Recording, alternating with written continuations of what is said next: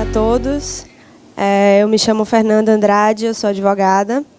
E aqui a gente vai estar dando início a mais um painel do ADIT, o painel sobre recuperação judicial de incorporadoras. Nós temos hoje aqui a presença dos doutores Cássio Cavalli e Luciano Molica, que vão tratar um pouquinho para a gente sobre esse tema. Obviamente, eu preciso começar agradecendo, agradecendo a participação de todo mundo aqui no ADIT, agradecer ao próprio ADIT, que está promovendo esse evento. E as nossas duas principais âncoras aqui hoje, nossos dois principais temas, são as recuperações judiciais da PDG e da Viver, ou seja, o que é que a gente pode aprender com essas duas recuperações que estão sendo ainda tão icônicas para o nosso mercado imobiliário. E, obviamente, o que é que a gente tem hoje de legislação, o que é que está sendo preparado para tratar desse tema tão específico, que é a recuperação judicial e falências, um procedimento tão cheio de nuances e que, para a recuperação de incorporadoras, a gente ainda tem mais peculiaridades decorrentes do nosso mercado imobiliário.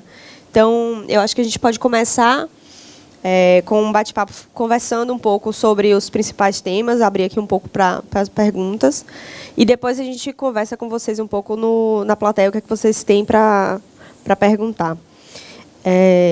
Eu acho que a primeira questão importante aqui é a gente tentar entender por que esse tema é importante.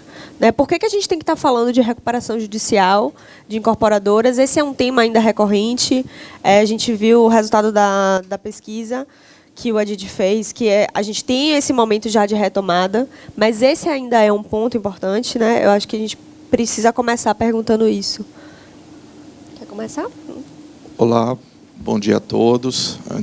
Sou o Luciano Molica.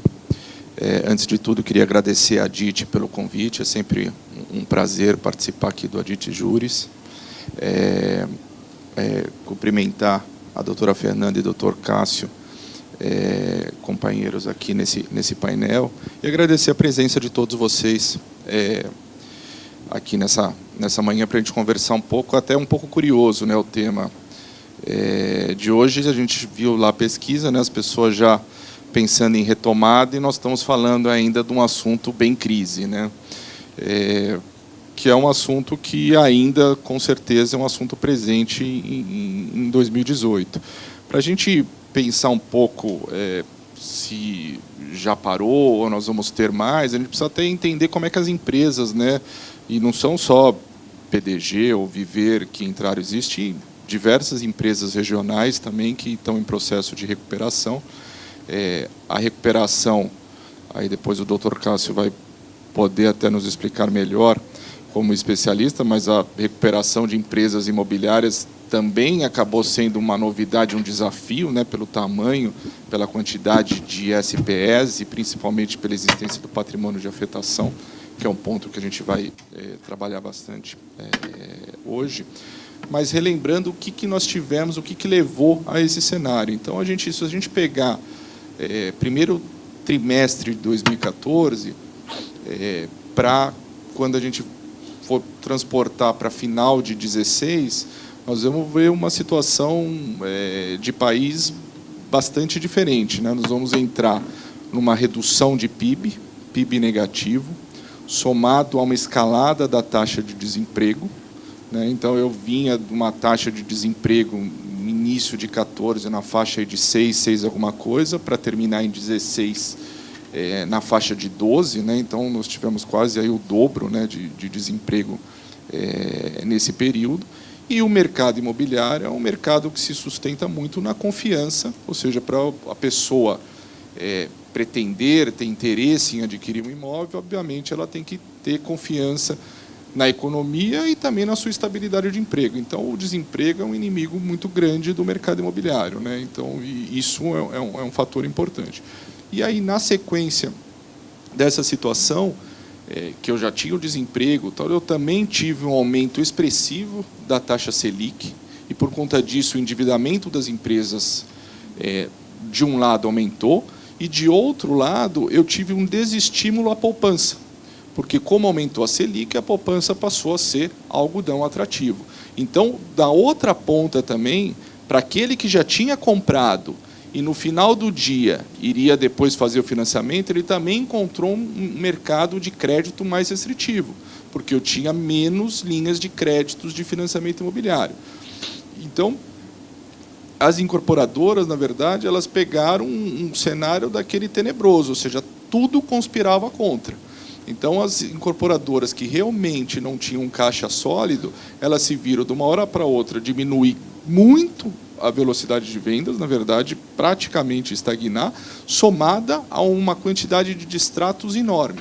Então, essas empresas elas entraram numa sangria de caixa muito grande, e o caminho para algumas delas acabou sendo o pedido da recuperação judicial, justamente para poder ganhar um fôlego. E aí que vão surgir todos os desafios de uma recuperação judicial de uma empresa imobiliária, né?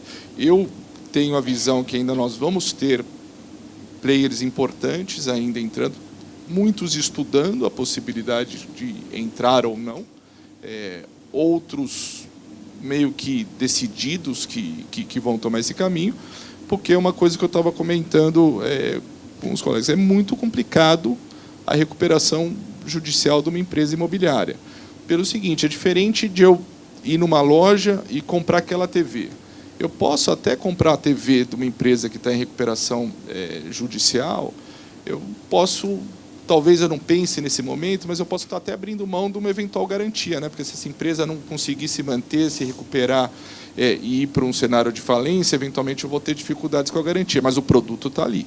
Agora, é muito difícil você ir no stand de vendas, num lançamento novo de uma empresa imobiliária e ter a confiança num ciclo tão longo de comprar um novo imóvel.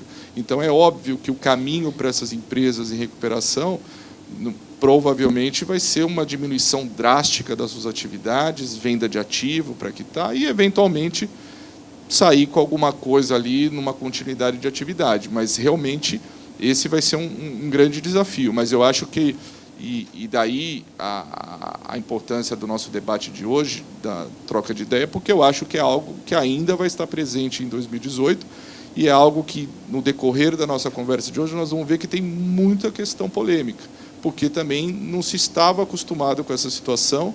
A gente vai ver que situações similares foram até encaradas de forma diferente pelo juiz que está tratando da Viver e da PDG, né, com a questão de patrimônio, de SPE e tudo mais. Então, acho que é uma questão, sim, Fernanda, é uma questão presente, que a gente deve ter, sim, mais novidades ainda no decorrer de 18. Eu acho que agora a gente pode, puxando esse gancho do porquê das empresas ainda estarem ainda pensando em recuperação judicial, a gente não pode esquecer, eu acho que, do fator distrato. Eu acho que o distrato, a multiplicidade de distratos, né, o que a gente está vendo esse fenômeno, tem muito a ver com a recuperação. Eu acho que, não sei se vocês podem falar um pouquinho mais sobre isso, sobre qual é o impacto real. É realmente o distrato um fator preponderante para que as recuperações judiciais ainda sejam um tema presente, ou foi só algo relacionado com aquele momento de recessão? Bom dia a todos, é um prazer estar aqui. Doutora Fernanda, doutor Luciano, uma honra compartilhar esse momento aqui com vocês. Eu acho que sim, eu acho que os distratos são um problema fundamental para a crise das incorporadoras, e a gente não aprendeu ainda como equacionar o problema dos distratos. Porque, no final das contas, os distratos conduzem à insolvência das incorporações, dos projetos específicos, e inviabilizam a conclusão de obras. E como é que a gente pode lidar, como é que a gente pode construir regras jurídicas, instituições que evitem que se leve um empreendimento à insolvência e que daí conduza ao que o doutor Luciano falava, embora da ponta da demanda aqui, né, que desemprego e redução de demanda, mas de confiança, sobretudo, que eu compraria uma unidade imobiliária de uma incorporadora se eu tivesse a segurança absoluta de que, segregado um patrimônio de afetação, a obra será conduzida de acordo com determinadas regras que possibilitam a conclusão da obra. Porque daí, nesse caso, eu não teria o receio do perdi a minha garantia ou não recebi o que eu comprei. E o interessante desse debate sobre, então, como a recuperação judicial pode ou não pode contribuir para evitar insolvência de projetos de incorporação imobiliária e, ao mesmo tempo, reestruturar, vamos dizer, incorporadoras. O interessante desse debate é que isso não é um debate que está restrito só a esse auditório e aos interessados no mercado imobiliário. Nós estamos passando por uma série de reformas legislativas, de alteração ou de criação de novas instituições relativas à insolvência. Ano passado, por exemplo, eu participei de um grupo de trabalho do Ministério da Fazenda encarregado de elaborar o projeto de reforma da Lei de Falências. Foi um projeto bastante debatido, agora, por conta de eleições, eu acho que ele vai demorar um bom tempo até os debates serem retomados, enfim, mas o fato é, se aprendeu muito sobre insolvência e como aperfeiçoar as instituições de insolvência para tentar evitar problemas de insolvência ou solucionar esses problemas. A mesma coisa no passado, também um outro grupo de trabalho do qual participei, resultou na Lei Complementar 159, que é uma lei de recuperação fiscal de estados, e era um projeto mais amplo para falar de falência de estados e municípios. 1/3 dos municípios brasileiros são economicamente inviáveis, não geram caixa sequer para pagar despesas correntes. Então, a gente tem um problema de insolvência que não é só restrito ao mercado imobiliário, mas é corporativo em geral, é também no setor público.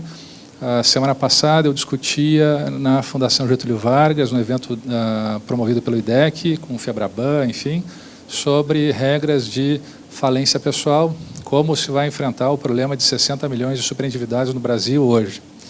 Ou seja, nós vivemos uma situação de crise e, portanto, é o momento adequado para que a gente pare para pensar de que maneira ou quais os limites que as regras que nós temos, que as instituições que nós temos hoje, possibilitam a superação, a solução de situações de insolvência e o que nós devemos fazer para melhorar essas instituições, né? Quer dizer, quais são os caminhos que nós devemos trilhar em reformas ou na elaboração de novas leis para melhorar isso. Eu, pessoalmente, conversava aqui com a doutora Fernanda, o doutor Luciano antes, aqui desse painel, eu creio que eu já antecipo a minha conclusão, então a gente vai fazer o debate, mas eu antecipando a conclusão.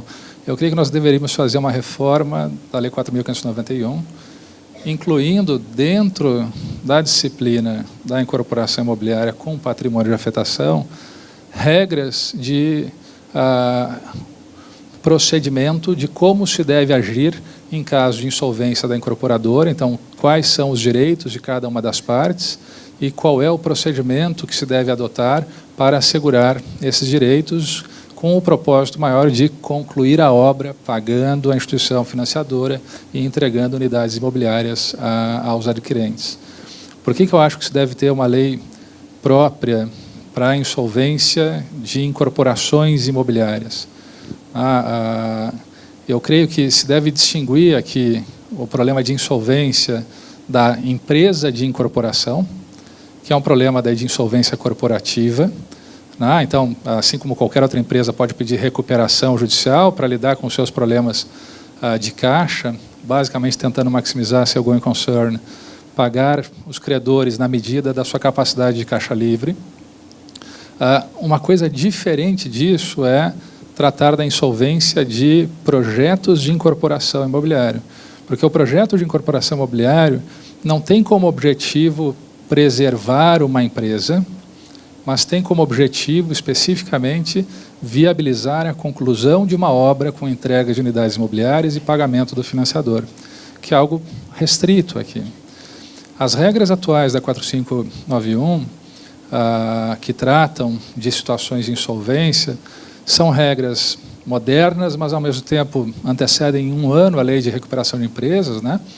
A reforma da 4591 é de 2004, a Lei de Recuperação de Empresas é de 2005, e a reforma da 4591 foi feita pensando, sobretudo, no caso da Incol, em que não se conseguia segregar cada incorporação, houve uma dificuldade muito grande com a falência do incorporador.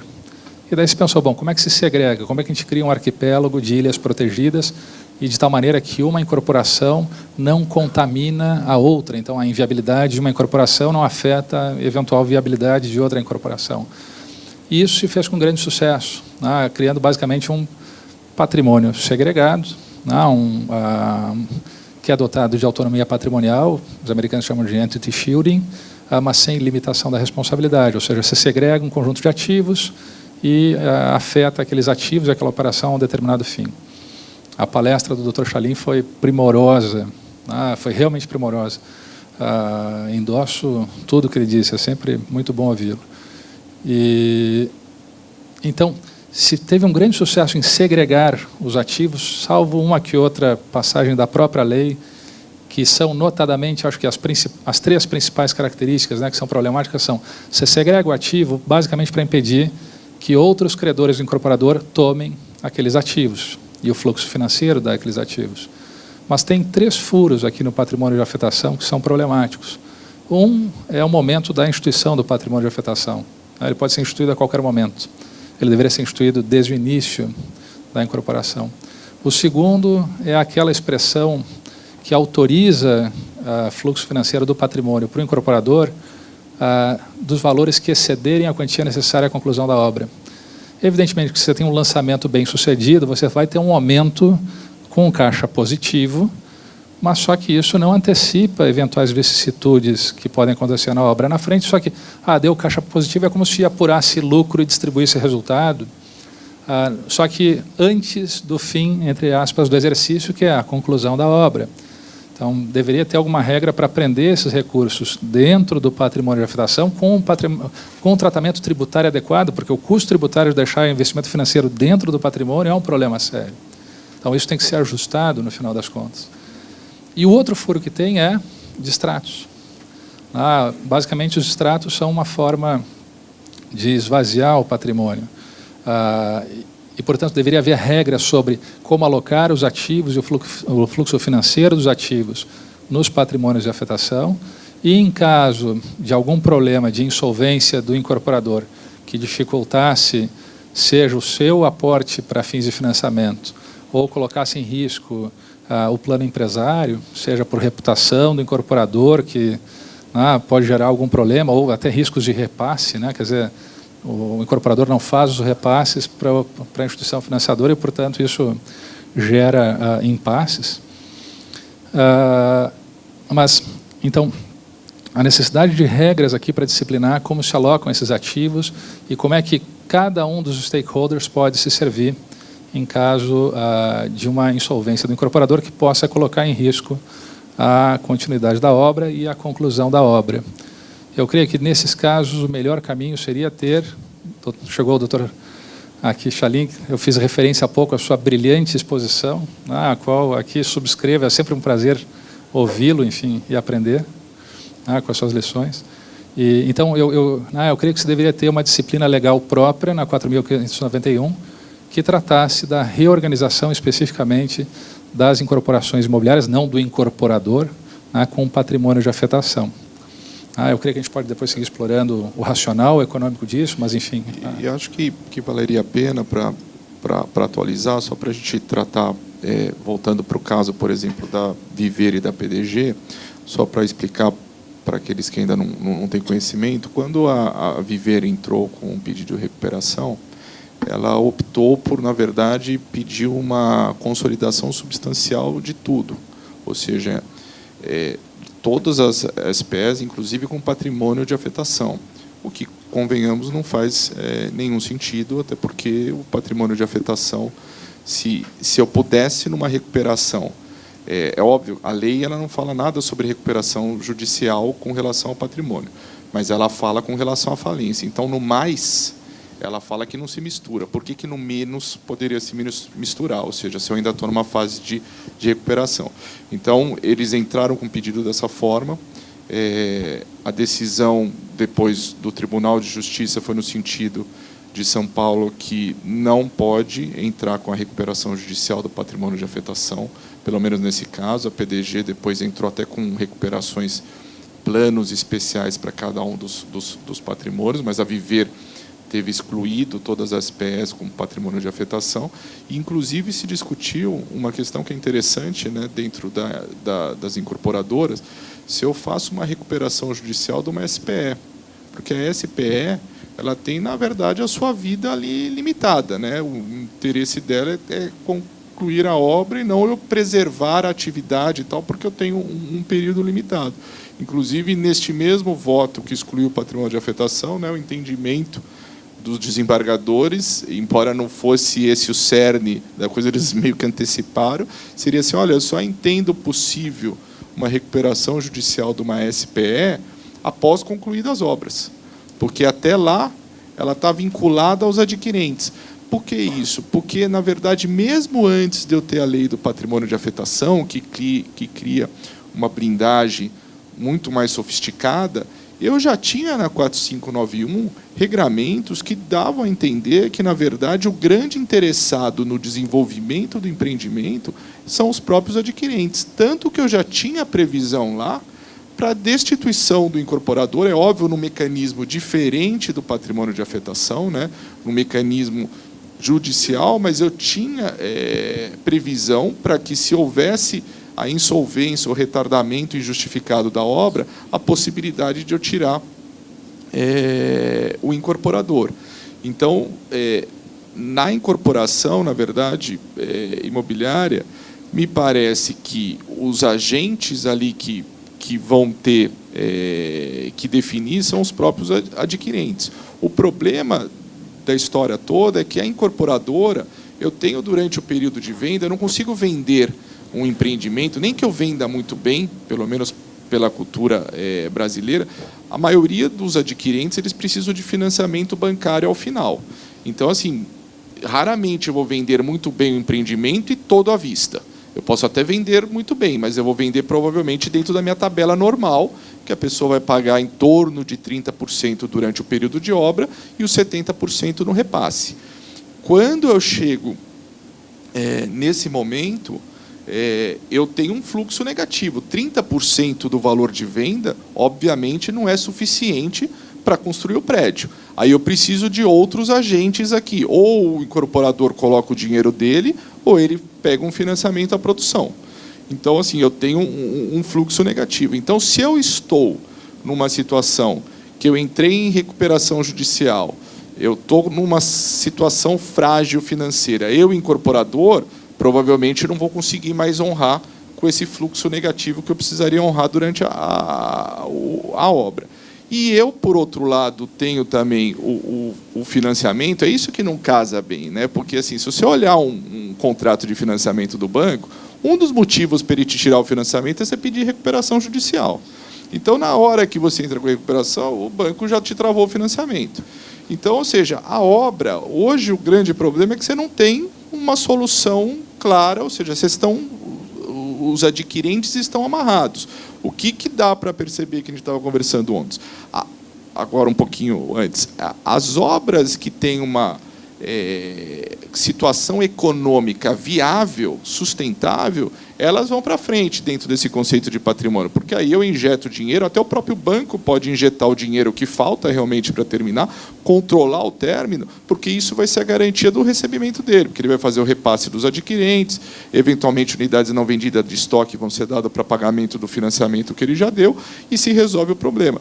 Mas se o banco colocou pouco dinheiro ali, e eu tenho pouca viabilidade econômica naquele empreendimento, o banco não vai colocar mais dinheiro. E eu precisaria de um outro agente para colocar. Então, aí que eu acho que também vai se ter novidades nesse panorama, porque no patrimônio de afetação, como é que funciona quando eu tenho a crise, quando dá o que a gente chama o sinistro? Eu tenho duas decisões para a comissão de representantes decidir.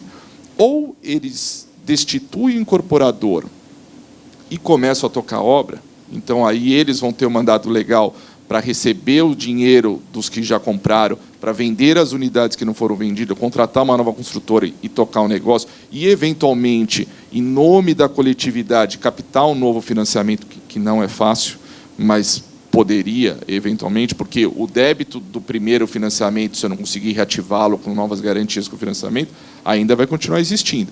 Mas aí a coletividade vai fazer isso. Ou eu vou para outra opção que ele tem. Eu posso liquidar aquele patrimônio. Eu posso pegar todos os ativos dele, vender para um terceiro e, com o dinheiro, pagar todo mundo que eu tenho que pagar. Porque o fato é que a incorporadora em recuperação judicial, Se ela não conseguir manter ativo o financiamento dela, ou não tiver dinheiro para colocar, não vai andar o empreendimento. Só tem uma saída, vai ser a destituição e eles seguirem o que está no patrimônio de afetação para aqueles que têm patrimônio. Para os que não têm, também existe a saída da própria 4591, que é aquilo que eu falei, já está apartado.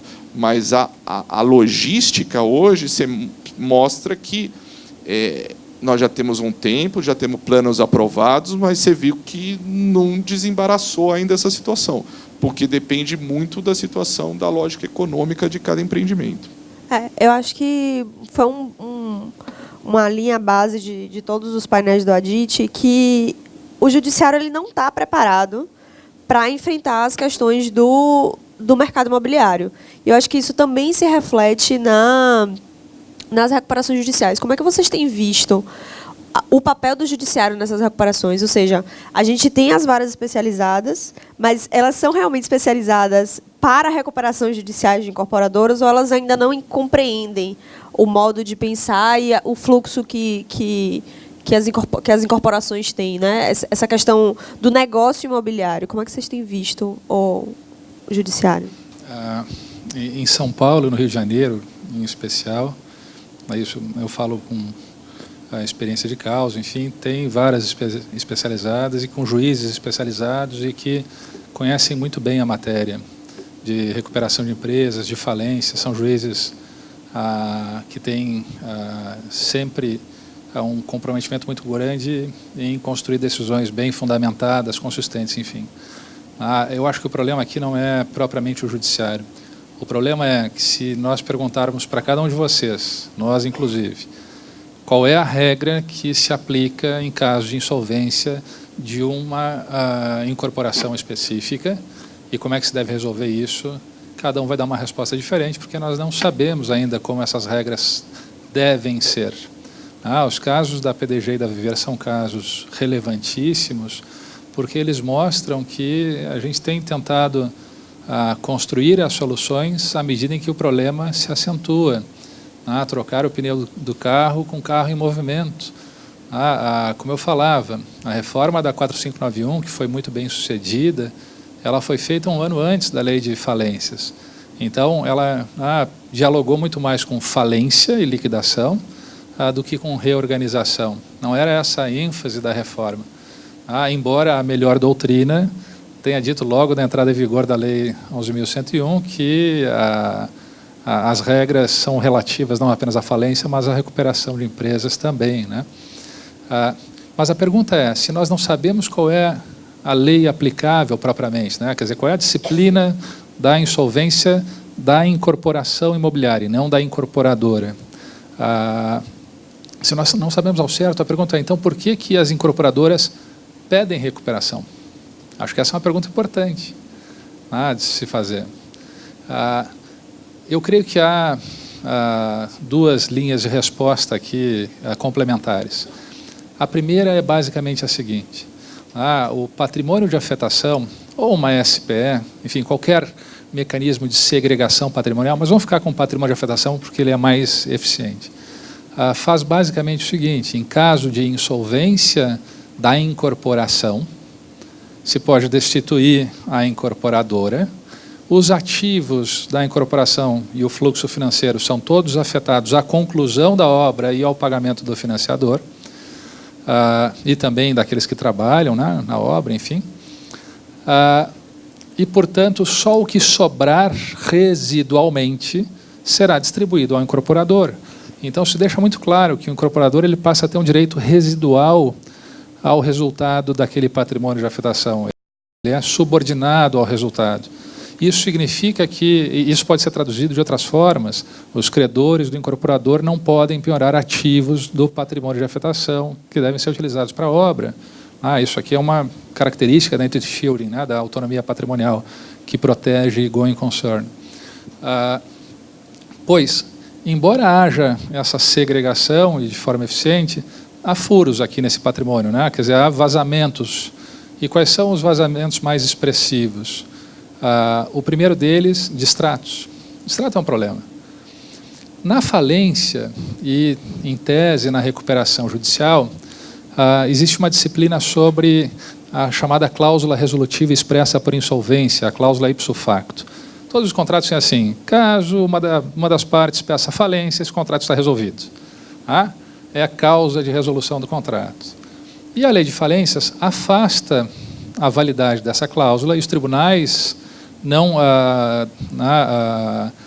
também declaram nula essa cláusula na maioria dos casos, pela seguinte razão: porque numa situação de insolvência, basicamente o que você tem que fazer é deixar todos os stakeholders que podem ser servidos ativos com a suspensão dos seus direitos. Eles não podem avançar e tomar ativos, de modo a que se consiga manter ativos em conjunto e, eventualmente, maximizar o valor desses ativos para pagar mais esses stakeholders.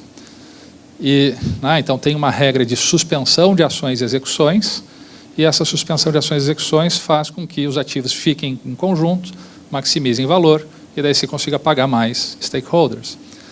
Pois, se o judiciário desse guarida às cláusulas resolutivas expressas por insolvência, o que aconteceria? Contratantes de contratos bilaterais com a empresa, eles poderiam resolver os seus contratos em razão da falência. Isso, qual é o resultado prático? É como se eles estivessem pegando um pedacinho da empresa para si. Resolvi o contrato, agora eu não forneço mais, ainda tenho direito a alguma indenização, a isso ou aquilo. Ou seja, na falência, então, em tese na recuperação, se impede que a mera insolvência do empresário autorize a resolução dos contratos, justamente para evitar essa retirada de ativos por esses contratantes que se aproveitaram da cláusula. Na disciplina do distrato, tal qual construída pelos tribunais, não existe nenhuma suspensão ao exercício do direito por contratantes de ir lá e tomar o seu pedacinho dos ativos da empresa. Pelo contrário, distrato unilateral, se diz assim, enquanto que dogmaticamente o distrato seria um negócio bilateral, enfim. Mas isso é um problema sério, porque isso drena os recursos que seriam necessários para a conclusão da obra. E daí o que fazem as incorporadoras? Pedem recuperação judicial, na esperança de, tendo deferido o processamento da recuperação, o juiz da recuperação determine a suspensão do curso de todas as ações e execuções contra, inclusive, a SPE com patrimônio de afetação, e dizendo, bom, agora ninguém mais pode tirar nada daqui de dentro. Você, consumidor que distratou, você tem um crédito, mas você não vai poder executar esse crédito, tomar o valor agora, não tem que pagar à vista o valor, enfim. Então, eu acho que uma das razões para incorporações imobiliárias pedirem recuperação judicial é na esperança de se obter uma proteção por essas regras de suspensão de ações e execuções. E fazendo só um parênteses, porque pontual nesse assunto que você está tocando, me parece também que tem um ponto interessante que, além de eu ter a suspensão, obviamente, de quem já ajuizou e já tem o crédito constituído, aquele consumidor, me parece que, na prática, acaba inibindo os demais. Porque aí, se eu estou numa situação de compromissário comprador, eu não entrei com a minha rescisão, não pedi o pedido de rescisão, é melhor eu continuar como compromissário comprador, porque eu estou numa situação diferente do que um mero credor da ação. Então, isso acaba também inibindo novos pedidos. Então, além de suspender tudo que estava em curso, inibe é uma forma de blindar, assim, uma solução aí transversa de blindar o distrato. Então, esse efeito também é um efeito que tem positivo. Você para com a sangria do distrato, porque aí a pessoa vai falar assim, bom, agora eu não vou pedir o distrato, vamos ver o que vai acontecer para ver o que é mais vantajoso.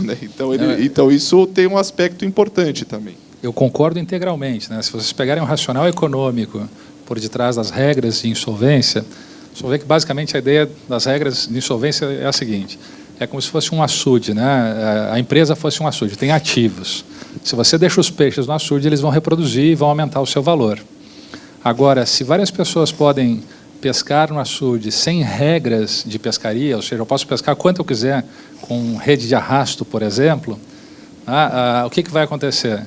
Eu vou tirar peixes do açude, você vai tirar, você também, e os peixes não se reproduzem, isso reduz o valor, né? Isso esgota precocemente o valor de conjuntos de ativos, empresa é um exemplo, ou incorporação é outro exemplo. Pois o interessante disso é que se qualquer um pode se servir dos ativos, pode pescar, se eu vou pescar, eu faço o meu distrato, e agora eu vou executar.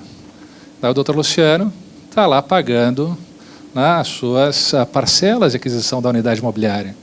O que está acontecendo? Eu sou um free rider, eu estou surfando no esforço dele, porque ele coloca o dinheiro, eu tiro, coloca, eu tiro. Então, no final das contas, eu me beneficio às custas dos meus companheiros adquirentes de unidades. E qual é o incentivo disso? Ele não vai ficar parado esperando eu surfar na onda dele. Se é um free rider aqui. Ele basicamente vai distratar também. Eu vou correr na frente. Então, se eu estou correndo, ele vai correr mais rapidamente e o outro vai correr mais rápido. E a consequência é uma corrida a ativos que esgota o valor da incorporação e inviabiliza a conclusão da obra. Qual é a solução daí que eu creio que deve se construir para isso e, na minha opinião, dentro da 4.591 e não na Lei 11.101, não na Lei de Falências? Estabelecer regras análogas à Lei de Falências que proíbem, iniciado o procedimento de solvência, o distrato, a rescisão de contratos ou rejeição de contratos. Basicamente se mantém o contrato e daí, no interesse da obra, se verifica se aquele contrato deve ser mantido ou não. Então, se o adquirente ele inadimplir, bom, daí a obra, a massa insolvencial, poderá daí sim propor as medidas de resolução de contratos, se for a hipótese, ou executar a execução específica. E, além disso, na 4.591, estabeleceu uma regra de suspensão de curso de ações e execuções contra a incorporação imobiliária.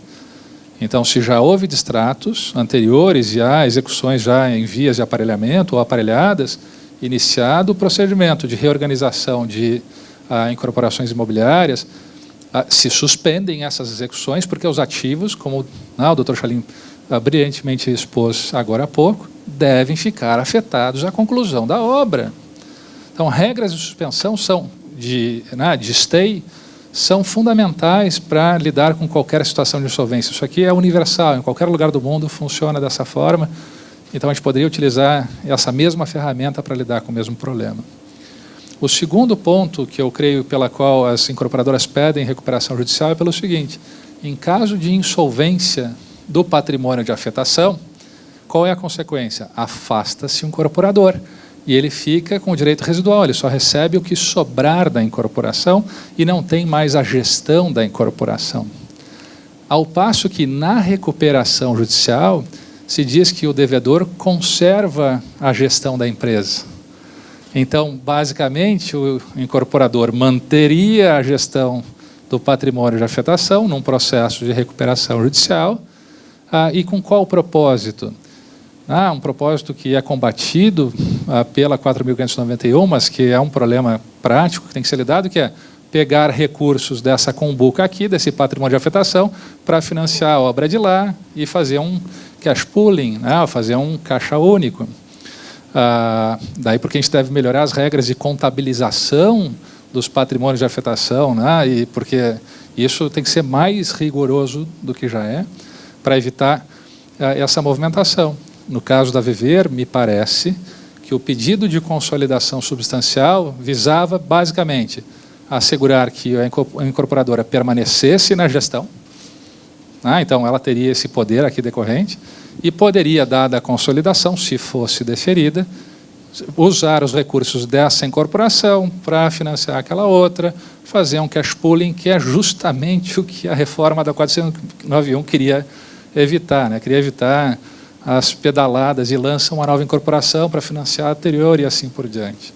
Justamente, aí não faria nenhum sentido você quebrar o patrimônio de afetação, até porque é uma das obrigações, inclusive, ao aderir ao patrimônio, é justamente mantê-lo separado, segregado. Então, o pedido da consolidação substancial, nesse caso, me pareceu bastante inapropriado. Agora, com relação a esse segundo ponto, doutor Cássio, que você colocou de manter na gestão, é óbvio que normalmente se pensa em destituir a incorporadora na hipótese de, eventualmente, uma falência e tudo mais, mas me parece possível e previsto que eu poderia também fazer essa destituição num patrimônio de afetação por conta de atraso injustificado na obra. Então, assim, não se tem usado porque não é fácil. Não é fácil a comissão de representante e o grupo de adquirentes assumirem, porque ele vai ter que simplesmente assumir a condição de incorporador, de empreendedor, pagando todos os passivos daquele patrimônio, porque os que são os passivos do patrimônio, que é o financiamento, os empregados da obra, tem que ser pago por essa coletividade, e aí depende muito da equação financeira, né? Porque aí eu também tenho adquirentes dentro do grupo em situação de pagamento também distinta. Tem aquele cara que realmente pagou à vista, mas aquele dinheiro que pagou à vista já não está mais lá no caixa, então ele não precisa pagar mais, só os outros vão pagar, porque ele pagou à vista lá. Normalmente não, você tem que ratear de acordo com a fração, então ele tem que pagar de novo. Então esse cara não quer, não, mantenha a incorporadora, porque eu já paguei tudo para ela. Então você tem uma situação, né, de interesses muito distintos. Mas eu poderia, nessas obras que estão atrasadas e paradas, por conta desse impasse que eu preciso de recurso do financiamento da incorporadora, poderia sim haver destituição da incorporadora para dar sequência. O problema é esse. A logística, que é o já previsto, coisa não é simples, né? Você conseguir atender os interesses ou ter um grupo para isso é uma situação que é muito delicada, mas em tese, legalmente, seria possível, sim, se tirar a incorporadora só pelo atraso. A gente tem visto que, pela explanação de vocês dois, a gente tem visto que, realmente, a recuperação judicial é um mundo em que, ao entrar nele, as incorporadoras entrarem nele, existem diversas dificuldades que, para serem superadas, são realmente muito difíceis. Então, acho que o que a gente precisa pensar, e eu queria a opinião de vocês, em relação a como se precaver de uma recuperação judicial. O que é que precisa ser feito por parte das incorporadoras, à luz desses casos da PDG e da Viver? O que é importante que as incorporadoras, tanto as grandes quanto as menores, tenham em mente para se precaver de uma situação de recuperação judicial? É questão de governança? É questão de contrato? Quais são essas precauções? Eu creio que o que leva a uma recuperação judicial é uma situação de insolvência não mais administrável. Então, a recuperação judicial é o último recurso que se tenta para tentar manter a gestão da empresa e suspender execuções, então conservar os ativos e tentar conduzir as operações. Agora, eu acho que mais do que o que leva à recuperação judicial quais são as regras jurídicas que conduzem à recuperação. Há regras de distrato, regras que permitem se retirar valores do patrimônio de afetação no que exceder a importância necessária à conclusão da obra, a não instituição imediata do patrimônio de afetação quando do lançamento, quer dizer, a qualquer momento você pode instituir e daí não se sabe o que está dentro ou está fora, poucas regras de accountability e de monitoramento. Eu creio que deveria ter uma regra, uma disciplina própria de suspensão de execuções, que mantém a segregação do patrimônio, permite que haja uma gestão, um monitoramento para concluir a obra. Mas daí a pergunta que fica mas e nas obras em que os adquirentes não conseguem acompanhar os desembolsos? Em caso de crise da obra por conta da crise do próprio mercado de adquirentes, de unidades imobiliárias, que são acidentes que acontecem. Esse é o grande problema. Daí, sim, o plano empresário trava, daí as obras param, daí em 30 ou imediatamente, conforme tem ou não a SPE, a patrimônio de afetação, se pode afastar o incorporador. Mas o que se pode fazer aqui? Eu creio que esses acidentes não são raros no mercado imobiliário. Pelo contrário, nós sabemos, de tempos em tempos eles ocorrem, nós quantificamos o quanto se perdeu, enfim. Mas, ao mesmo tempo, o mercado imobiliário em funcionamento ele é muito pujante e tem milhares de transações de aquisição de unidades imobiliárias. E o que se pode fazer, então, para evitar esses problemas? Eu creio que se poderia ter algum mecanismo do tipo um fundo, um seguro, como tem o seguro DPVAT, por exemplo, que se aplica em situações determinadas, se poderia constituir algum seguro nacional para essa conclusão de obras. Nós temos volume de transações, são milhões de contratos de aquisição de unidades imobiliárias, isso em grandes números se consegue antecipar qual é o risco inerente a esse mercado aqui, né, e quais são as variações possíveis dele, e estabelecer quais são as regras pelas quais esse seguro poderia se subrogar em determinados direitos e cobrar esses valores posteriormente. Ou seja, ele serviria como um colchão, um amortecedor para momentos de crise. Então, isso funciona para a previdência em saúde pública, para acidentes de trânsito, se pensa de um fundo nacional para execuções trabalhistas também, né? Isso também tem uma discussão em andamento. Então, se poderia pensar em institucionalizar esse colchão. Isso poderia, de um lado, assegurar as instituições financeiras, nos planos empresários, de que o seu financiamento tem um amparo, num colchão suficiente, e daí sim se poderia seguir com a obra, concluir a obra, pagar os interessados, e evidentemente que eventuais inadimplentes e tal teriam que depois responder perante essa seguradora que se subrogaria em determinados direitos. Enfim, eu creio que há várias questões que podem ser pensadas dentro do mercado imobiliário para melhorar as instituições que disciplinam o funcionamento desse mercado, de modo que a gente possa antecipar, né? Daqui a 2, 3 anos esse mercado vai estar pujante, espera-se, mas daqui a 10, 15 haverá outra crise, isso é cíclico. Então a gente pode construir as regras para, de um lado, afastar a insolvência, né? Tentar evitar situações de insolvência, mas chegando à situação de insolvência, que a gente tenha as ferramentas adequadas para enfrentar isso. Não quer fazer mais uma pontuação sobre esse assunto? Acho que a gente já tratou bastante aqui sobre os principais panoramas, os casos da PDG e da Viver. E eu queria só concluir perguntando sobre quais são as principais legislações que você já tem visto, que já estão sendo preparadas, né? Já se fala muito de atualizações na lei de falências de recuperação, né? Mudanças em relação aos prazos, em relação à forma com que os credores podem lidar com os planos, né? Essa autonomia maior que pode ser dada aos credores. Como é que vocês têm visto essas atualizações, né? O que é que está sendo preparado nesse sentido?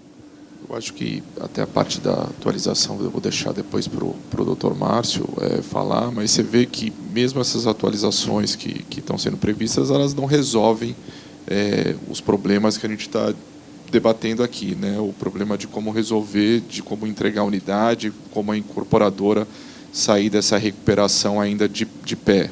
A lógica é complicada, acho que também teria que se pensar essa questão do financiamento, ela é de certa forma ingrata, né? Porque você tem o financiamento, a instituição financeira ela faz todo o acompanhamento, porque quando ela dá o financiamento à instituição financeira, em tese eu já tenho a viabilidade econômica. É óbvio que o distrato também pesou nesse panorama, porque o agente financeiro ele dá o financiamento no momento no qual eu já tenho um custo de obra lá estimado, eu já tenho X vendas de unidade, e aí ele já sabe que o empreendimento é viável. Então,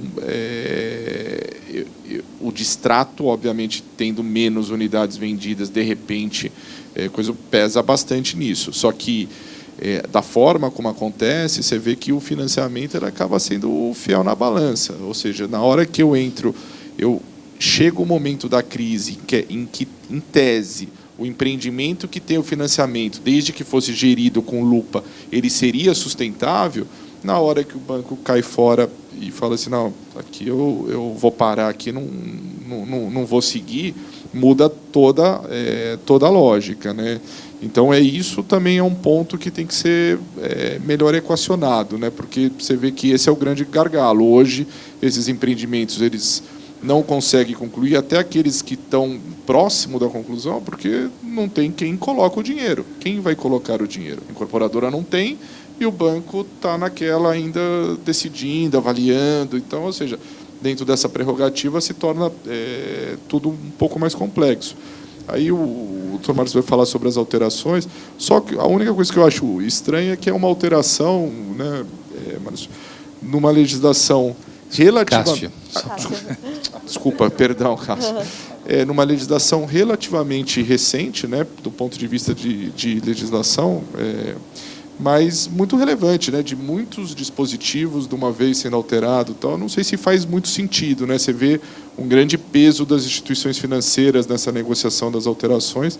Não sei se faz tanto sentido você ter numa legislação tão recente uma mudança tão profunda, né, num processo que ainda está se construindo, né?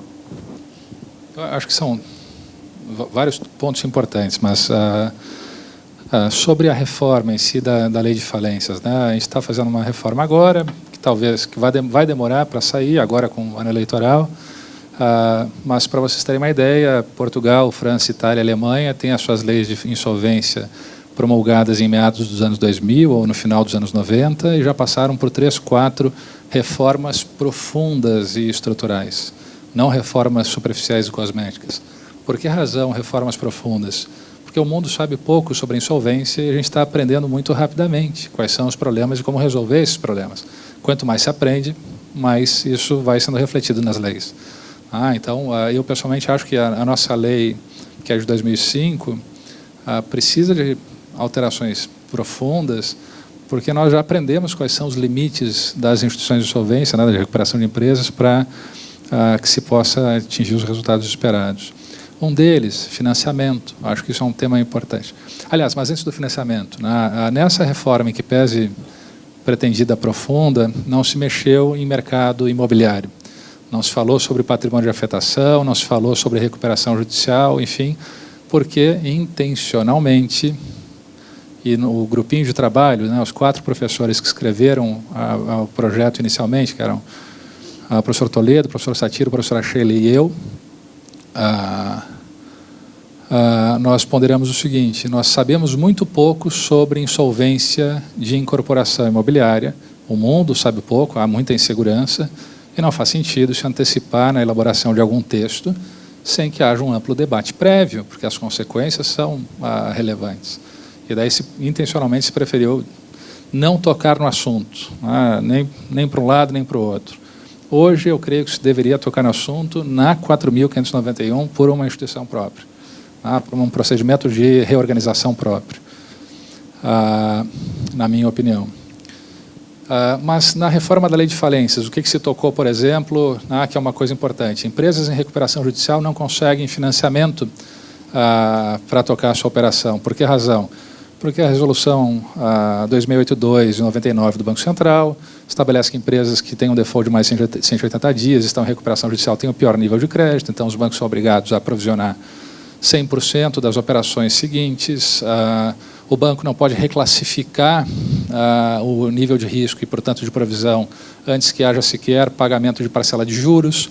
As empresas, quando pedem recuperação judicial e aprovam um plano, ficam 2 anos sob supervisão judicial, com risco de convolução e falência se descumprirem o plano.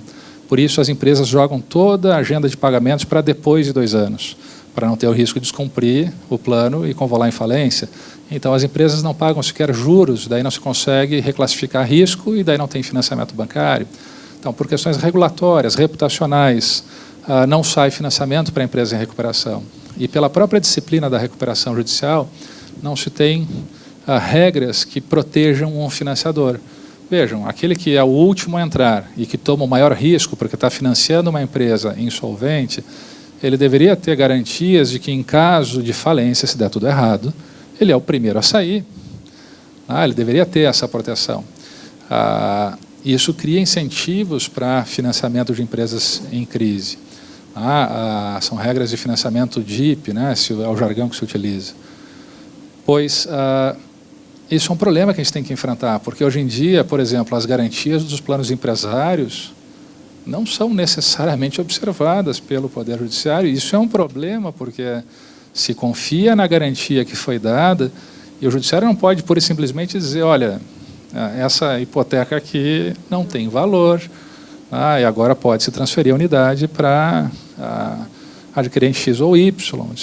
Espera aí, se no meu financiamento, que eu já liberei com base numa garantia, a minha garantia foi ignorada, será que em caso de suplementação, de novo financiamento, dessa vez a minha garantia será observada. Esse é um tema relevantíssimo também, que eu creio que deveria ser tratado, não lá na lei de falências, e lá na lei de falências tem regras para, quer dizer, na reforma, né, nós propusemos regras para financiamento de empresas em recuperação, mas essas regras de financiamento e proteção de garantias deveriam estar na 4.591. De novo, eu acho que deve se reformar a 4.591 com o que a gente já aprendeu nesse momento de crise e onde é que o calo aperta, e daí onde é que como é que se diz? Onde é que desanda na culinária, se usa uma expressão? Enfim, onde é que, né, desanda o caldo, né? Como é que é?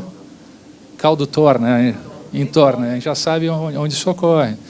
Então, eu acho que momentos como esse aqui, de debate na DIT, que são muito ricos, são, ao mesmo tempo, acho que devem ser muito comprometidos com não apenas refletir para levar para a sua prática, para a sua empresa, o que eu posso fazer, mas também pensar coletivamente como uma parcela representativa do mercado imobiliário, o que se deve fazer, o que se deve mudar para aperfeiçoar esse mercado. Eu acho que tivemos aqui um excelente painel e eu queria primeiro abrir para perguntas, saber se alguém tem alguma pergunta a fazer, e a gente vai respondendo em bloco. A gente tem o primeiro aqui, o segundo ali, o terceiro, o quarto. Temos 4 perguntas. Olá, boa tarde. Meu nome é Luiz Antônio, eu sou de Vitória, no Espírito Santo. Eu sou incorporador, né? Sou empresário do setor. A minha questão é mais relacionada ao momento anterior à recuperação judicial. Uma fase que muitas empresas elas passaram ou ainda passam, que é a renegociação dos contratos de financiamento à produção com os bancos financiadores de empreendimentos. E a nossa experiência não é das melhores. A gente enfrentou aí praticamente todos os bancos de primeira linha, muita dificuldade nessa renegociação, e, ao final, com um dos bancos, a gente precisou acionar o judiciário, requerendo principalmente a revisão do contrato em razão da alteração do mercado, índice de vendas, de extratos, que a gente perdia aquele gatilho que é relacionado a vendas. Então, não tinha mais liberação, a obra não andava, e isso se deu principalmente em razão de uma mudança de um cenário imprevisível econômico. Então, eu queria saber se vocês, de algum modo, já enfrentaram esse tipo de renegociação com algum cliente, quais foram as estratégias, muita gente fala no standstill, né? Como é que vocês veem também a sensibilidade judiciária, se já tem algum tipo de precedente relacionado à aplicação acho que é 479 do Código Civil, que prevê a renegociação em caso de onerosidade excessiva. Na verdade, assim, você não tem uma estratégia única, né? Vai depender muito, na verdade, até da situação. O banco, ele, até pelo efeito cascata, ele não costuma liberar para você porque ele tem contratos em série, né? Então, você tem situações muito específicas. Talvez, quanto pior for sua situação, melhor vai ser sua negociação. Se ele sentir que você está no último suspiro, talvez ele queira recuperar alguma coisa até um pouco por conta desse efeito cascata. Agora, você pode sempre ir para o judiciário realmente para situações que há uma onerosidade excessiva para discutir. O problema é que isso também, do ponto de vista de continuidade, como a atividade imobiliária é uma atividade que depende muito de capital e tem uma exposição de caixa muito grande, isso também te prejudica na sequência das suas atividades. Você talvez resolva aquele problema, mas isso te trave em outros negócios. Mas, assim, não teria uma estratégia específica para uma fórmula mágica para resolver essa situação. Mas a dureza dos bancos normalmente se explicam principalmente por esse tipo de financiamento, que é um financiamento padrão, característico. Então, ele não é quase um rádio para você. Assim que você conseguisse um negócio interessante, você ia ligar para o seu amigo, falar assim: putz, você não sabe, negociei com o banco da situação. Ele ia receber uma ligação: eu preciso a mesma coisa. Então, eles seguram no máximo. Aquilo que eu falei, você consegue boas negociações quando o banco sente que dali não sai mais nada. Aí você consegue uma situação, simplesmente uma negociação porque está sem fôlego e tal, o banco ele só vai te dar quando ele realmente verificar que você não tem mais fôlego nenhum. Infelizmente é assim, mas essa é a realidade. Para o judiciário, e aí o judiciário, às vezes, com acerto ou desacerto, acaba colocando a caneta em tudo e, às vezes, desregulando e onerando ainda, porque essas alterações que o judiciário eventualmente faz, na outra ponta ela vai virar preço no próximo financiamento, porque aí o banco vai começar a considerar, putz, o judiciário pega isso aqui, aumenta aqui, não sei o que, ele coloca tudo isso no preço e te aumenta a taxa. Então, tem também um pouco esse viés. Eu concordo, acho que sim, é uma situação anormal, só que o problema é que era uma situação em tese prevista, né? No contrato estava previsto que você precisava manter no mínimo tal situação. Então, assim, do ponto de vista contratual, o banco está confortável, mas acho que eventualmente o judiciário teria essa sensibilidade. Só que isso te impacta nos outros negócios. Né? Temos uma segunda pergunta, Lógica. Estou por aqui, ó. Posso falar? Meu nome é Felipe, eu sou novato nesse evento, estou gostando muito e queria parabenizar a organização. Cássio, você falou uma coisa interessante aí. A hipoteca ela cai, né, pela súmula, por tudo isso. E a garantia real que permite ao banco financiador estar listado na classe 2, na classe de credores reais. Essas hipotecas vão caindo, né? Até a RJ demora 1 ano, demora 2 anos, e algumas vão cair nesse período e outras depois, chegando em algum momento isso vai zerar, né? Como é que fica a situação do banco financiador? Ele em algum momento sai da condição de credor real para ir para quirografário, ou não? Na medida que sai o edital, ele fica ali para sempre?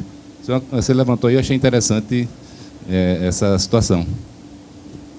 É uma boa pergunta, eu não tinha refletido. A pergunta basicamente o banco está listado como credor com garantia real, porque tem uma garantia, o crédito dele está listado na classe 2 até o limite do valor da garantia, o que exceder não. Caindo a garantia, você tem que ter uma reclassificação.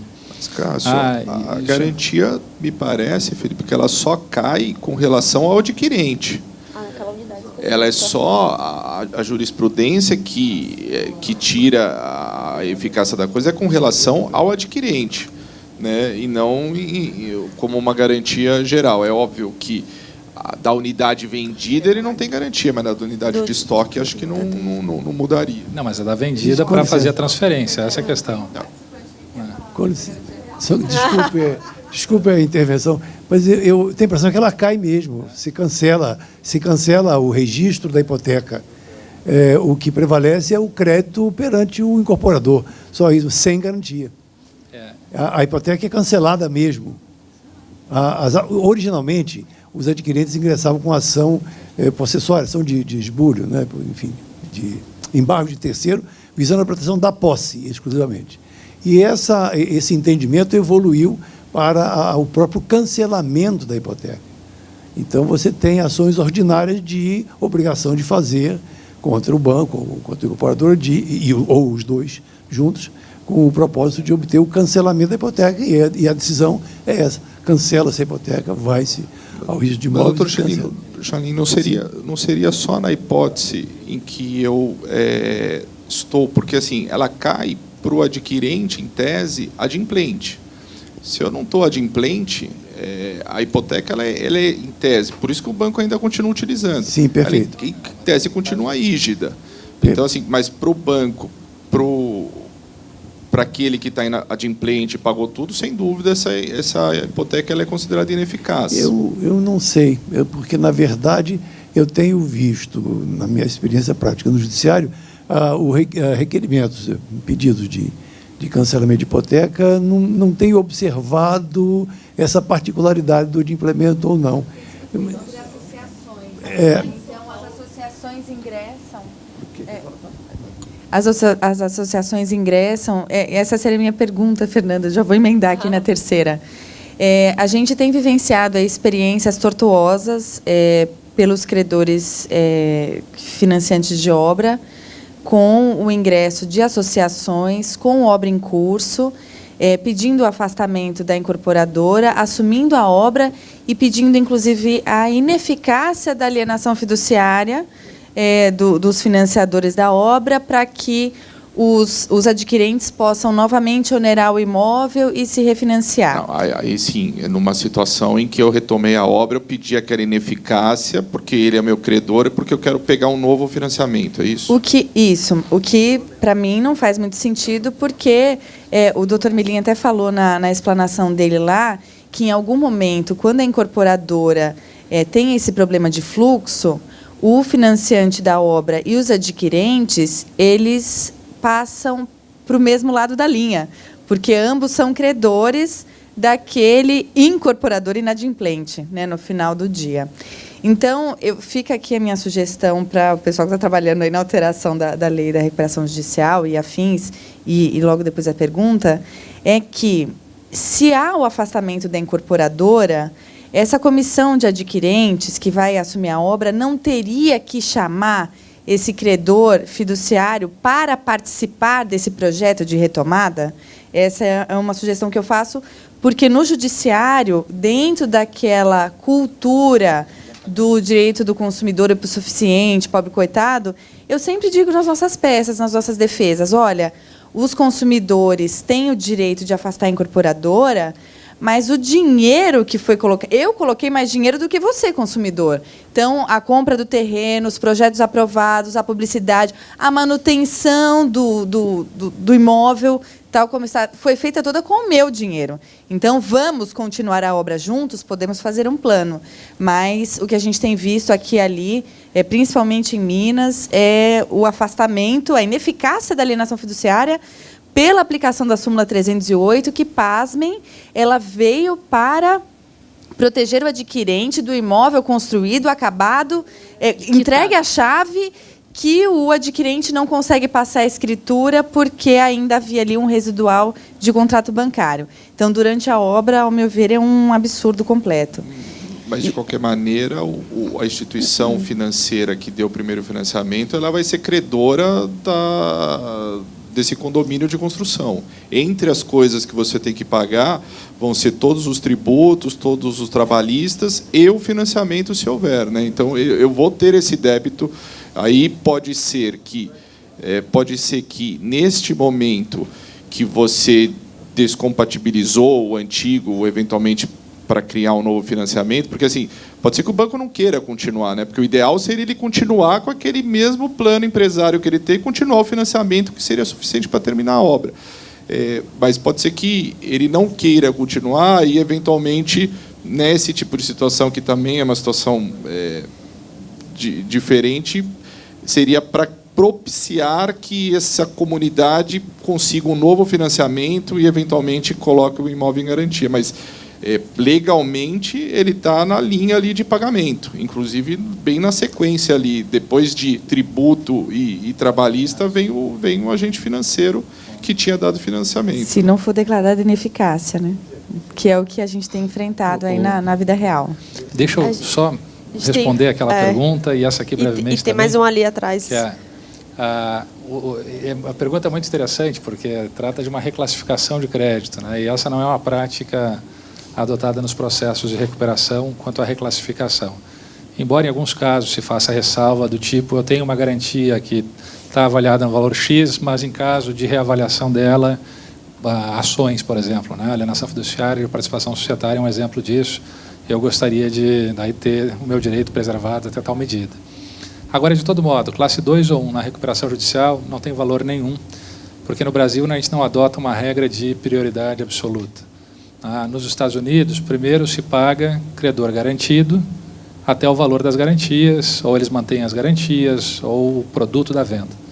Sobrando valores, pagam-se os não garantidos, a classe 3 daí. Sobrando valor, paga-se os acionistas, né? Isso é uma distribuição de direitos patrimoniais que baliza direitos políticos. Então, se eu sou um credor garantido, eu posso vetar um plano, e desde que o plano me pague menos do que eu receberia na falência, o meu veto vale. Se eu sou um credor não garantido, eu votei contra o plano, mas os credores de cima aprovaram o plano, porque acham que o plano é bom, agora o juiz pode desconsiderar esse veto, ele pode impor o plano. Por que razão? Porque como o credor não garantido recebe depois do garantido, ele não pode querer votar para atrapalhar o plano de que credores superiores aprovaram. Daí o juiz pode impor isso. Aqui no Brasil, se você tem garantia hipotecária, por exemplo, você toma, em média, na classe 2, isso é uma pesquisa da PUC, do Observatório da PUC de São Paulo, 35% de haircut, e os não garantidos tomam, em média, 35% de haircut. E ambas as classes recebem em 10 anos, em média. O que significa o quê? Que, na média, se impõe abatimentos a credores garantidos, tira valor deles para pagar aqui para baixo. E o pior, se põe abatimento em credor não garantido para pagar acionista, para reservar valor para acionista. Quando, em teoria, só poderia pagar algo aos acionistas, né, reservar valor a eles, se os credores acima tivessem sido integralmente pagos ou tivessem consentido em receber algum abatimento e deixar valor para baixo. Então, na reforma, nós tentamos incluir a regra de prioridade absoluta, com regras de direitos políticos, proteção contra cram-down e tal, mas, enfim, esse é um tema ainda em debate. Enfim. Quanto à proteção de garantias, isso é fundamental, porque, no final das contas, o sistema financeiro antecipa essas situações. Sabe que vai ter X decisões em tais localidades. Em Minas Gerais tem as associações e tem tais varas que habitualmente decidem assim. Isso dificulta daí ao impacto reputacional e tudo mais. É um problema. Então, a gente tem que ter regras que criem incentivos para que essa engrenagem funcione bem. E daí, na minha opinião, essas regras deveriam ser incluídas na 4.591 e não na lei de falências. E qual é a comissão que vai fazer essa reforma da 4.591? Poderia ser um grupo de trabalho instituído pela ADIT Juris 2018, para submeter à plenária aqui, na apresentação no próximo Congresso, e encaminhar ao Congresso Nacional ou ao Ministério do Planejamento ou da Fazenda, enfim, para que se possa ter uma reforma que tenha sido debatida, enfim. Só o processo de organizar um grupo desses e debater amplamente isso já vai trazer ganhos imensos, imensos, porque a gente vai começar a descobrir certas questões regionais ou, enfim, ou idiosincráticas, às vezes, que são de grande relevância. Pronto. Temos espaço para mais uma pergunta? Pronto, tem uma aqui atrás, eu acho.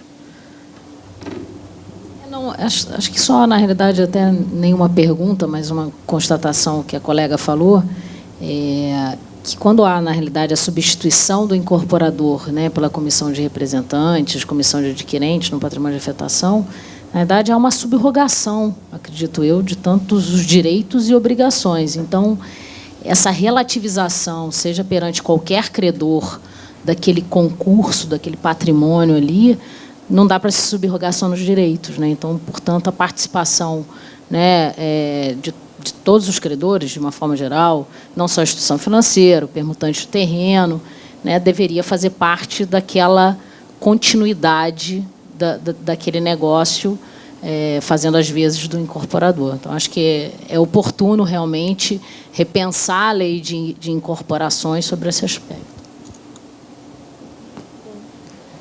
Com isso, com essa última reflexão, a gente encerra esse painel. Eu queria agradecer mais uma vez a presença dos doutores Cássio Cavalli, do doutor Luciano Molica, a presença de todos e especialmente do ADIT. Obrigada e boa tarde. Muito obrigado.